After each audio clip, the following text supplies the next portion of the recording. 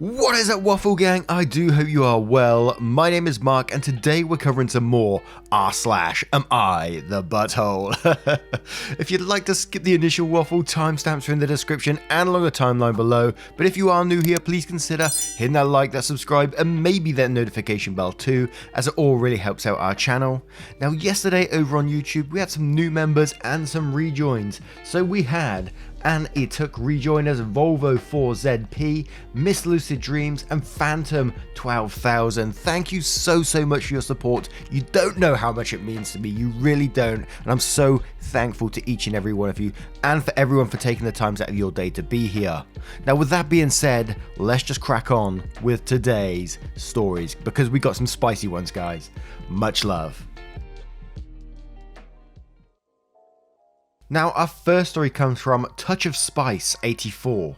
Am I the arsehole for refusing to use the money I inherited from my mother to pay for medical treatment for my half-sister, who has a life-threatening sickness? She is the child of my father and the woman he cheated on my mother with. Whew, that's a title. When I was 25, we found out that my father had been cheating on my mother for years, and he had a 7-year-old daughter with his mistress. In one split second, the happy family I knew was gone, and I went through the darkest time in my life. My parents divorced, and per their prenup, my mother walked away with most of their assets, since she contributed more to the family income. She never forgave my dad for what he did and never talked to him again, though she grudgingly allowed me to have whatever relationship I wanted to have with him.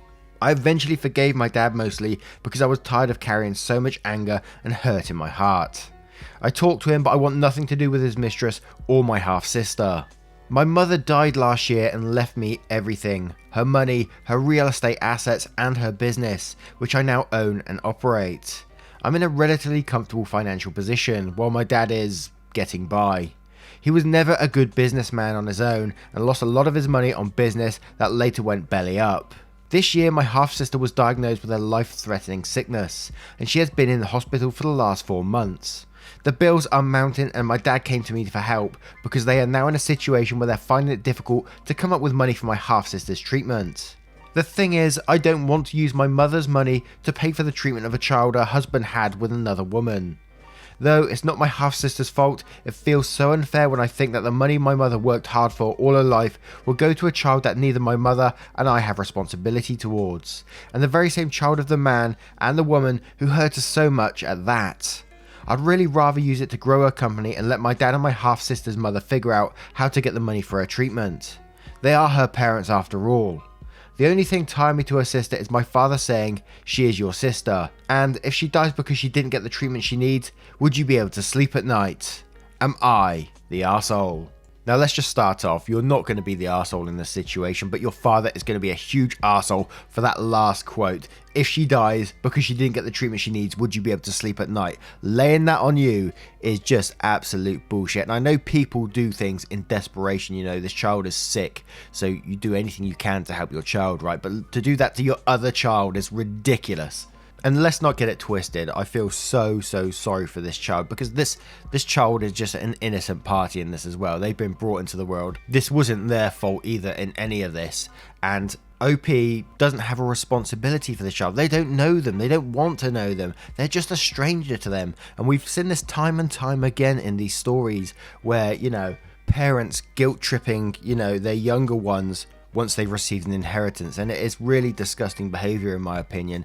But at the same time, I do understand that this father is probably really desperate. You know, if you've got a child who has a life-threatening condition and can be helped, you'd do anything you can, right? I know I would. So yeah, in some ways I can't blame him, but for that very last sentence where he just laid it thick on you like that, I don't think it's the right way to do it. He could have sat down and had a big discussion with you and just said, "Look, please help me, I will pay you back in some way, and we can write up a contract or something."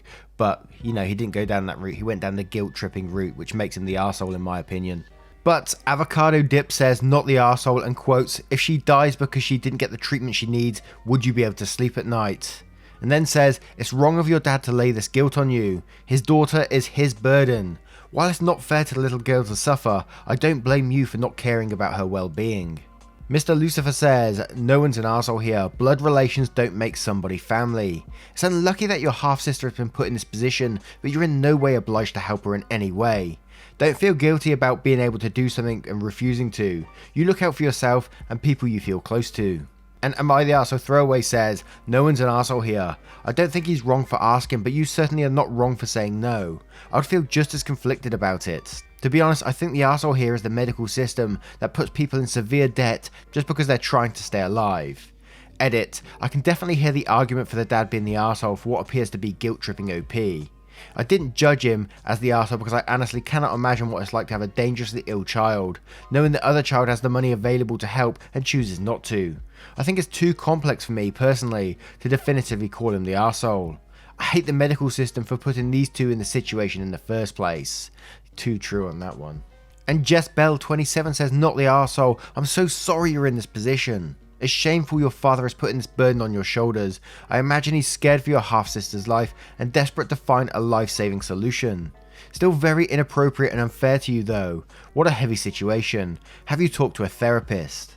Now, I'm going to put this one on you guys. What do you think of the situation and what would you do? Would you feel obliged to help your half-sister that you barely know? Or would you say, no, I don't know this person and I'm not obliged to help whatsoever? And what do you think about the dad guilt-tripping? Let us know in the comments below. And our next story comes from Gothic Queen. Am I the arsehole for telling my soon-to-be mother-in-law if she wants kids, she can adopt one? I'm a 25-year-old female and I'm blind. The whole idea of having kids scares me and I honestly don't want any. My fiance is also fine with this decision. Before Christmas, my fiance and I went to his mother, and aside from my parents, they're the only people we visit in person. While we were there, the subject of children came up, which is usual for his mum. She actually nags us about having kids quite a bit, especially after we got engaged. While we were talking, she asked me when I was going to have her a baby. I told her I didn't know because I don't want kids. Just like everyone else I told this to, she tells me I don't mean that. Then says I have to have her a grandbaby. This of course made my blood boil, and I plainly told her that if she wanted a baby so badly, she could adopt one. Then my fiance spoke up and told her that we'd probably be more willing to have kids if people didn't nag us about it. Then I asked her if I had baby farm tattooed on my forehead. She says yes because I'm a woman and that's what I'm supposed to do. What? She doesn't care that I'm blind and having a child would be a struggle for me. She just wants me to pump her out a grandchild. Am I the arsehole? Oh my word. The fact that she turned around and said yes to you having baby farm tattooed on your forehead says it all about this person, right? Now, definitely not the arsehole in this one, but where I can see a problem coming in is where your fiance spoke up. If you're that set on not having children and you're 100% going to not have children in your relationship, then I think this needs to be laid down and just said, look, we're not having kids. And I think your fiance should have said that as well, because at the moment he's just laid down this little light at the very end of the tunnel that she might latch onto and she might go, yes, I can still convince them to have children at some point, and the nagging will continue, just in different forms. So not the arsehole in my opinion, but let's check out some of the comments to see what they say. Rainbow D. MacGyver says, not the arsehole, your uterus, your business, end of. I got over Greta says, not the arsehole, your fiance needs to get his mother in line, she has every right to be disappointed, but that isn't anything she should be sharing with you. That's what friends and a therapist are for. And OP replies, oh my god, if she ever went to therapy, the world would end. No offense if you're Christian, but she tries to use the Bible to fix her issues in life. And Martini Girl 2004 says, not the arsehole, but your fiance should not give her hope where there is none. Additionally, not all women want to be mothers, and that's perfectly okay. And Sra19 says, not the arsehole, but you and your fiance are giving your future mother-in-law contradicting messages. If the answer is that you guys don't intend to have kids, your fiance should be straight with his mother. He shouldn't tell her that there are things that might change your mind. Even if he says it dismissively or sarcastically, to her, he's opening the door on the idea of you having kids. Having said that, future mother-in-law is terrible. Women are not baby machines and she does not get a say in whether you and your fiance have kids. She just needs to stop. Edited to change the judgment. I realise that my everyone sucks here applied to everyone but you, making you not the arsehole.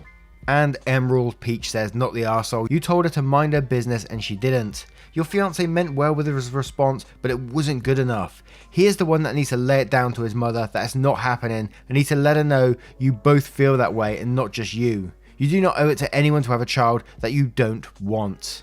Now, I'm going to turn this one to you guys. Have any of you ever been in a similar situation where someone's pressuring you to have a child? What would you do if they did? Let me know in the comments below. And our next story is from a throwaway account. Am I the arsehole for not allowing my nephews to shower? This happened a couple of years ago, but it still gets brought up at family gatherings. My family will make snarky comments, so I thought I'd come here for insights. I live in a mountain home with my family, and we have to use a private water supplier, as our house isn't connected to any public water supply. We also have a pool. My wife has a big family and we have about 15 nephews on her side. We invited all of them to go on a paintball trip, our treat. Then we invited them all back to our house for our barbecue cookout and pool time. It was just a day trip for most of them, but a couple of my nephews wound up spending the night, since they live a little further away. Between our nephews, my sons and my siblings' kids, there are about 20 kids in total. We went to the paintball place and everyone had a blast. We played for about 4 hours before heading back and got home in the early afternoon. It turns out that none of the kids wanted to go swimming, and as soon as one of my sons went to shower, all of the kids wanted to take one too. Honestly, I should have seen that coming, but it was easy to gloss over the fact that everyone is going to be dirty and exhausted after a morning of paintballing while you're planning. I told the kids they couldn't take showers because we had to conserve water for our family. Honestly, I could get more water if we had a run out and I could afford it, but the paintball trip and food for the day was already pretty costly, and I didn't want to spend the rest of the day monitoring 20 kids' showers. If they each took 10-minute showers and spent 5 minutes drying off and dressing, it would take 5 hours for all the kids to shower, and even with our low flow shower heads, 20 showers would use 400 gallons of water, assuming they were 10 minutes and not longer. One of my sons suggested military showers as a compromise where you get in, only turn the water on to rinse before and after soaping up. None of the kids wanted to do that. I tried to encourage the kids to go for a swim to freshen up, but they only wanted to lay around and complain about how dirty they felt. I asked the kids, who were spending the night, if they could wait until everyone left before showering, and they were okay with that. I thought it wouldn't be fair to only allow the kids who were spending the night to shower while everyone else was still there. They were only at our house for maybe 3 hours after we returned to eat.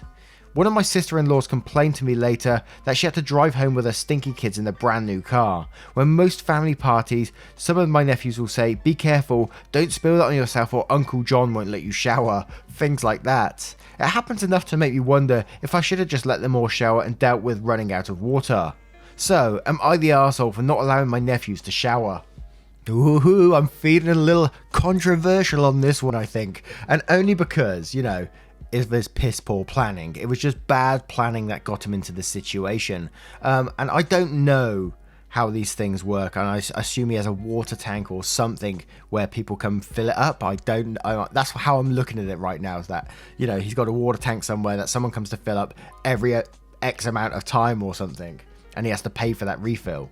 So to the average Bob like me, who's just got a tap and can have as much water as I like, obviously I have to pay for it, but it's not quite as sacred as his water. He has to really look after it, otherwise he's got none for his family. So I can totally see where he's coming from, but also it was piss poor planning on his part, and for the family to still mock you over it, I think is a bit ridiculous in my opinion, if it makes you feel bad, and I think you should speak out about that. And I think if I was one of the kids in that situation, and someone explained that to me, I think I would understand, and they said, look, there is the pool you can sort of freshen up in. I would definitely do that. I know it's a bit skanky in that guy's pool, but still, I'd get clean that way. I'd get clean somewhere. I wouldn't just lounge around and whinge about it. I'm someone that deals with problems. Don't just lay around and whinge about your issues. But again, it was piss poor planning. He could have had extra water or got a refill in the middle if he really wanted to, but I totally understand where he's coming from too. So I'm going to go with, and everyone sucks here. Let me know what you guys think, but we're going to head to the comments first with Amara Undone, who says, so let me get this straight, you invited 15 kids around for paintballing, which is notoriously messy, then to your house, and it never occurred to you that they might all want a quick shower, and even though you stated you could buy more water and could afford to do so, you still refuse to let them shower. Yeah, you're the arsehole. And Prathman says, yeah, I'm going to go with a gentle you're the arsehole here. Paintball being a vigorous and sweaty isn't a surprise. You were kind of put in a crappy position, but you also kind of invited it. An outside cheater says, of course you're the arsehole, you can't substitute swimming for showering, and you said it yourself, you could afford to get more water if needed. Everyone knows paintball is a messy activity, don't invite them if you're not going to cater for it. And MZ says, and quotes, honestly I could get more water if we'd run out and I could afford it. This makes you the arsehole. It does not take a genius to figure out that 20 people running around with paint for several hours would need to wash afterwards. It was something you didn't factor into the overall cost of the day, but that's your fault, not theirs. You should have just sucked it up and figured out how to save money elsewhere.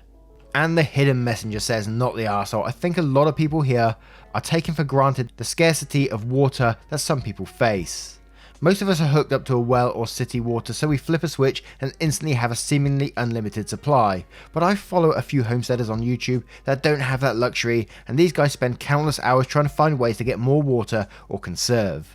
Yes, you mentioned you could have brought more, but reading the comments it sounds like a massive burden to carry jugs, refill them, and then refill your reservoir up. Assuming your 400 gallon number is correct, that would mean you need to carry 40 of these 5-gallon buckets that people use for water fountains.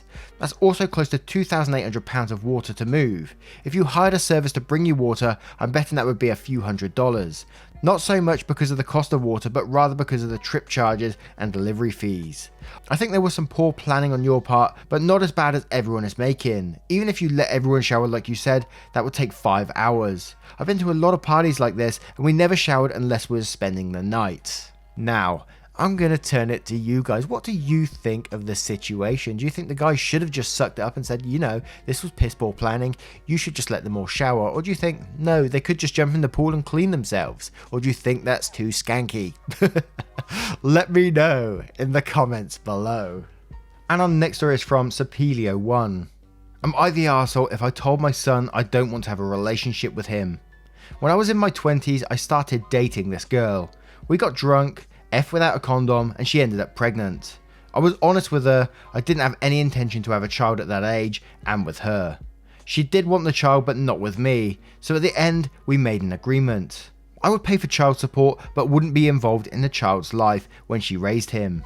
15 years later I have my own family, however I know practically nothing of my son. That is, until he suddenly decides to call me. He was obviously nervous and directly asked me if I was his father and if we could meet. I was blunt with him, I didn't have any desire to have a relationship with him. I was essentially just a sperm donor for his mother. Both of us had agreed that I wasn't going to be involved, plus it would be weird to suddenly introduce him to my wife and other children. He seemed to take it well and hung up, but later my ex called me, furious I shattered my kid's heart. Apparently it was her idea for him to contact me, so I also got furious. We discussed for a while and she eventually hung up. Since then our mutual friends have taken sides, mostly with her but some with me. And look, I understand I was blunt with my kid, but I didn't want to give him false hopes of a relationship. Plus, it was his mum's fault to suggest the idea. The worst thing about these stories is the kid is always the innocent party. They've done nothing to warrant all this blunt language, the mother being an arsehole by setting him up for a fool. And there's so many different paths we could go down here. You know, they both had sex without a condom, both bloody idiots. But then the guy did say, you know, he wants nothing to do with the child's life. I don't know if abortion or anything like that was discussed afterwards. We don't know. And he also said he would pay child support and things like that. So he, you know, he did make himself clear. But also the blunt language is just, that is, there's no way past it. That is arsehole behavior, right? But again, this phone call was out of the blue. How do you react to that? You could have maybe said, look, let's have a meet up and we can discuss this and go from there. There might have been a better way to let him down rather than just say, look, I don't want nothing to do with you. I've got a family now kind of thing.